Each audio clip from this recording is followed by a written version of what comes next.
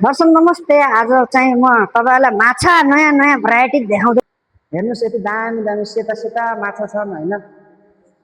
यहाँ चाहिँ नयाँ नयाँ भेराइटी छ। यो कसलाई थाहा छ भने कमेन्ट गर्नु होला होइन। ए त्यो मैले बनाएको नाउ हो, तर यहाँ राखिदिएको छु मैले, सबैले हेर्नु होला होइन। यी माछा यो पिपलपाते माछा हो, पिपलपाते।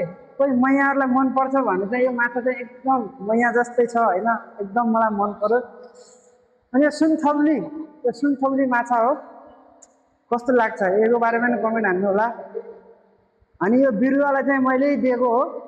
कस्तो छ, नयाँ नयाँ भेराइटी माछा छन् होइन गाइस। सबैले चाहिँ अब कस्तो लाग्छ, राम्रो लाग्दैन भने पनि या राम्रो लाग्छ भने पनि सेयर गर्नु होला।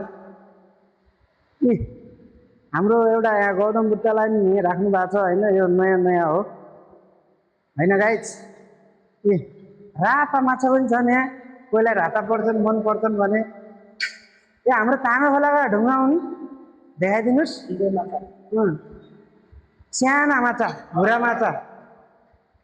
अनि यो चाहिँ तल उहाँको यो के भने तामे खोलाको अर्को लोरे खोलाको रातो माछो, त्यसलाई भनिन्छ गाइस। अर्को ठाउँ जाँदैछौँ हामी गाइस। गाइस यहाँ त पिपल पातेकै एकदम लाली ओटका जस्तो माछा छ नि होइन। मेरा झन् मिठावाला। अनि कस्तो छ होइन। यी शङ्ख पनि हिँडेछन्, सबै चिज हिँड्छन् गाइस। आउनुहोस्, सबैलाई कस्तो लाग्छ रमाइलो।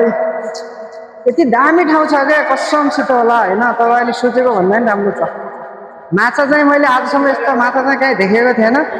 त्यो कालो माछा एकदम खतरनाक छ, देखाइदियो ल। सबैले कमेन्टमा कस्तो लाग्छ यी माछाको चाहिँ भेराइटी कस्तो छ सबैले गरिदिनु होला होइन। एकदम मन पर्छ।